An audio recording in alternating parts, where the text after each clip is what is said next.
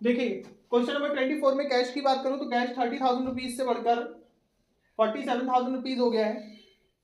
इसके बाद डेटर दे रखा है, डेटर आपका 1,20,000 रुपीज से घटकर 1,15,000 रुपीज हो गया है।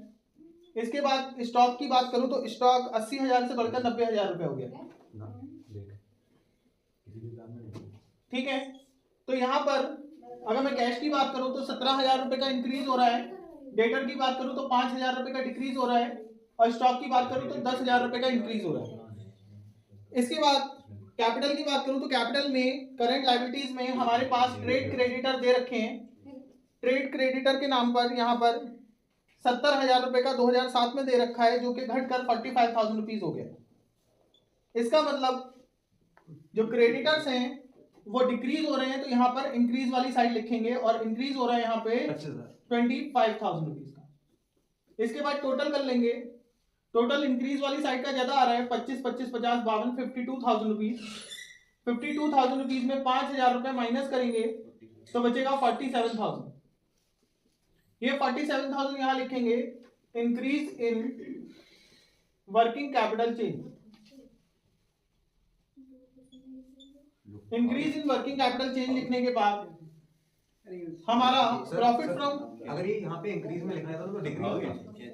ऐसा है ये इधर का टोटल ज्यादा है ना, तो डिक्रीज होगा। ठीक है, increase in working capital change लिखने के बाद प्रॉफिट फ्रॉम ऑपरेशन के नाम पर रिटेन अर्निंग का डिफरेंस दे रखा है, वो ऐसे लिख लेंगे। हम सीधे फंड फ्लो स्टेटमेंट बना लेते हैं। Fund flow statement, fund flow statement बनाने के लिए हमारे पास सोर्सेज और यूजेस दोनों चीजें होनी चाहिए। सोर्सेज में चेक करें तो कैपिटल 2 लाख से 2,50,000 की हो रही है, यानी कि इशू ऑफ शेयर कैपिटल लिखा हुआ है 2 लाख से 2,50,000, यानी कि इशू ऑफ शेयर कैपिटल 50,000 रुपए की होगी। नेक्स्ट पॉइंट रिटेन अर्निंग में हमारा प्रॉफिट फ्रॉम ऑपरेशन आ जाएगा, क्योंकि इसके लिए कोई और पॉइंट है नहीं क्वेश्चन में additional information. Profit from operation हमारा प्रीवियस ईयर और करंट ईयर का डिफरेंस ले लेंगे प्रॉफिट का, 23,000 जो कि दे रखा है करंट ईयर में, जो प्रीवियस ईयर में 10,000 रुपीज का था, तो यहाँ पे 13,000 रुपीज का आ जाएगा। इतने में कोई डाउट तो नहीं, किसी को पूछ सकते हो। ठीक है, इसके बाद कहाँ पे ट्रेड क्रेडिटर्स, इसका टोटल कर लेंगे 63,000 रुपीज हो जाएगा। इसके बाद यूजेस में आए तो increase in working capital change दे रखा है, increase in working capital 23 minus 10,000 ये profit from operation retain earning का पार्ट है, 23,000 रुपए और 10,000 करंट ईयर में। इसको यहाँ साफ साफ लिख देता हूँ, 23,000 जो करंट ईयर का प्रॉफिट है, इसमें से प्रीवियस ईयर का माइनस करा है 10,000, तो 13,000 रुपीज आया। Increase in working capital change की बात करूं तो increase in working capital change हम शेड्यूल से उठा लेंगे 47,000 रुपीज। ठीक है, इसके बाद हम देखेंगे क्या हमने कोई एसेट्स वगैरह परचेज करी है, तो लैंड दे रखी है 50,000 से 66,000 रुपीज की हुई है, और कोई डेट भी नहीं है, तो यानी कि यहाँ पे आ जाएगा परचेज ऑफ लैंड, और इसका डिफरेंस ले लेंगे तो यहाँ पे 16,000 रुपए आ गया। जब इनका टोटल करेंगे तो यहाँ पे आ जाएगा 63,000 रुपीज। तो दोनों सेम आ रहा है। इस माइनस में आ रहा है। हमारे पास स्टॉक, डेटर और कैश 3 आइटम दे रखे हैं। स्टॉक, डेटर और कैश। स्टॉक, डेटर और कैश में स्टॉक 20,000 रुपीज का था, जो कि बढ़ के 30,000 रुपीज का हो गया है। डेटर 30,000 रुपीज के थे, जो कि बढ़ के 42,000 रुपीज के हो गए हैं। और कैश 5,000 रुपीज का था, जो बढ़कर 8,000 रुपीज का हो गया, यानी कि तीनों करंट एसेट्स बढ़ रही हैं। और इनका डिफरेंस हम यहाँ इंक्रीज में लिखेंगे। स्टॉक में 10,000 रुपीज का इंक्रीज आ रहा है, डेटर में 12,000 रुपीज का इंक्रीज आ रहा है। और 23 तो हो गया है, फिर दोबारा कर लो बहन, वो ये एग्जांपल कराएं। और कैश 3,000 रुपीज का 3,000 रुपीज का इंक्रीज आ रहा है। इसके बाद हम करंट लायबिलिटीज को चेक करेंगे। करंट लायबिलिटीज में हमारे पास करंट लायबिलिटीज ही दे रखी है, करंट लायबिलिटी के नाम पे सिर्फ करंट लायबिलिटीज ही है, और वो 17,000 रुपीज से 26,000 रुपीज की हो रही है, यानी कि करंट लायबिलिटी बढ़ रही है। स्टॉक में जो करते हैं, मतलब करंट एसेट्स में स्टॉक, डेटर, कैश में जो करा है उसका अपोजिट करंट लायबिलिटी में होगा, यानी कि अगर करंट लायबिलिटी बढ़ रही है तो इसको डिक्रीज साइड लिखेंगे। तो यहाँ पे डिक्रीज हो रहा है 9,000 रुपीज का। इसके बाद टोटल चेक करेंगे किस साइड का टोटल ज्यादा है, और हम यहाँ देख पा रहे हैं हमारा इंक्रीज साइड का टोटल ज्यादा है, तो जो डिफरेंस आएगा वो increase in working capital change आएगा।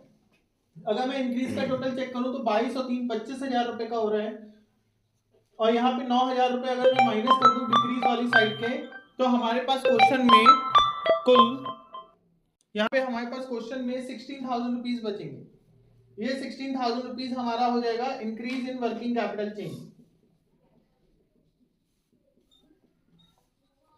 Increase in working capital change आने के बाद हम सबसे पहले प्रॉफिट फ्रॉम ऑपरेशन की तरफ बढ़ते हैं। प्रॉफिट फ्रॉम ऑपरेशन बना लेते हैं।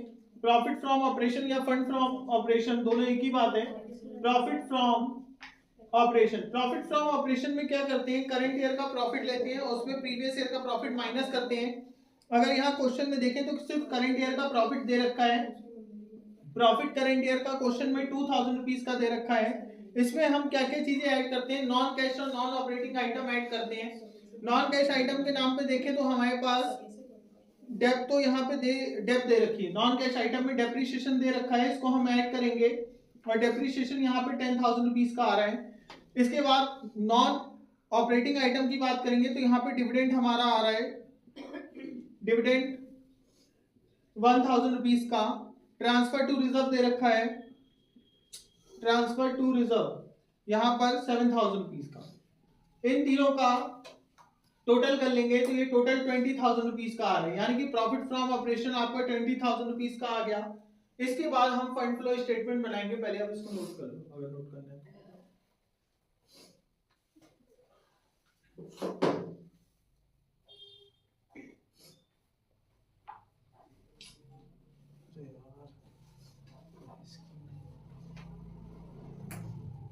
सर आपने इसका मोड इंडस्ट्री क्या है, उधर क्रेडिट है, ये क्या है, सीएल कौन क्रेडिट है? वो ऐसे ही देगा वो करंट लायबिलिटीज ही लिखा हुआ है। मैंने बोला था कि करंट लायबिलिटी के नाम पे करंट लायबिलिटी दे रखी है।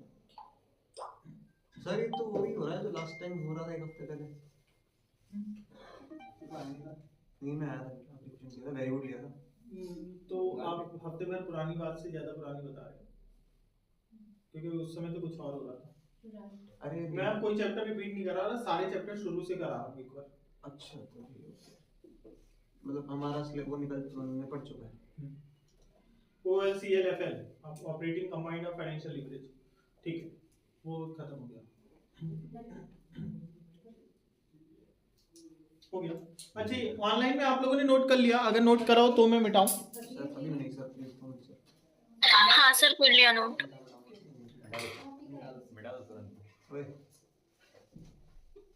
आप लोग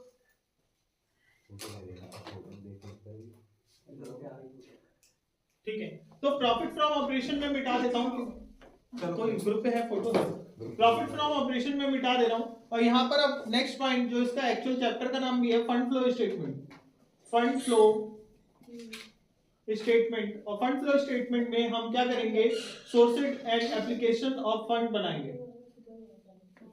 सोर्सेज के नाम पे हमारे पास, हम फिक्स लायबिलिटी को चेक करें तो हमारे पास शेयर कैपिटल दे रखी है। शेयर कैपिटल में हमारे 10,000 रुपीज का इंक्रीज हुआ है, तो शेयर कैपिटल इशू लिख देंगे 10,000 रुपीज। इसके बाद सिक्योर लोन 18,000 से 28,000 रुपए का हुआ है, तो issue of secure loan, issue of secure loan, secure loan हमारा 10,000 रुपीज का बढ़ रहा है। इसके बाद नेक्स्ट पॉइंट चेक करें तो अनसिक्योर लोन तो कम हो रहा है, इंक्रीज इन। और इसके बाद प्रॉफिट फ्रॉम ऑपरेशन, एक पॉइंट अभी हमने निकाला था, profit from operation, profit from operation 20,000 rupees का आ रहा है, यानी कि इसका टोटल चेक करें तो ये 40,000 रुपीज हुआ। 40,000 रुपीज आने के बाद इसके बाद मैं यूजेस को देखूंगा। यूजेस में मेरे पास क्वेश्चन में यहाँ पर एक तो increase in working capital change आएगा, increase in working capital change 16,000 rupees का। दूसरा फिक्स एसेट्स का अमाउंट बढ़ रहा है, फिक्स एसेट्स में हमारा अमाउंट बढ़ रहा है और ऊपर से उसमें डेब्ट भी लगा है। देखिए फिक्स एसेट्स की वर्किंग नोट करनी पड़ेगी। फिक्स एसेट्स की परचेज निकालने का फॉर्मूला क्या होता है, फिक्स एसेट्स परचेज कितने रुपए की करी है, इसका फॉर्मूला होता है क्लोजिंग बैलेंस प्लस डेब्ट माइनस ओपनिंग बैलेंस। अगर मैं क्लोजिंग बैलेंस चेक करूं तो 85,000 रुपीज का है। 85,000 क्लोजिंग बैलेंस के बाद डेप आ रही है आपकी 10,000 रुपीज की और ओपनिंग बैलेंस आ रहा है 80,000 रुपीज का। इसका मतलब जो डिफरेंस आएगा वो 15,000 रुपीज का आ जाएगा, यानी कि हमने फिक्स एसेट्स को परचेज करा है 15,000 रुपीज का। कैसे आया फिक्स एसेट्स परचेज, क्लोजिंग में से डेप को ऐड करके ओपनिंग माइनस कर दिया तो फिक्स एसेट्स परचेज आ गया। फिक्स एसेट्स परचेज आने के बाद यहाँ पे हमने डिविडेंड पे करा है, डिविडेंड पेड हो रहा है 1000 रुपीज का, ठीक है। कितने रुपए हो गए? 15 15 30 31 32। और हमारा जो लोन है अनसिक्योर लोन, उसका रीपेमेंट करा है, अनसिक्योर लोन का रीपेमेंट करा है, जिसका अमाउंट आ रहा है 8000 रुपीज। जब इसका टोटल करेंगे कि बताना कहाँ से आया अनसिक्योर लोन? हाँ मैं कोई बात कर रही हूँ। अरे तो मैं तो पूछ रहा हूँ ये कहाँ से आया, अमाउंट कहाँ से आया?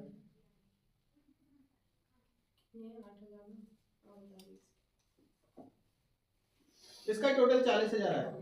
बातें करोगी, अगर मैं पढ़ा रहा हूँ नहीं ध्यान दोगी तो फिर स्किप हो जाएगा। Not accepted. चलिए फटाफट नोट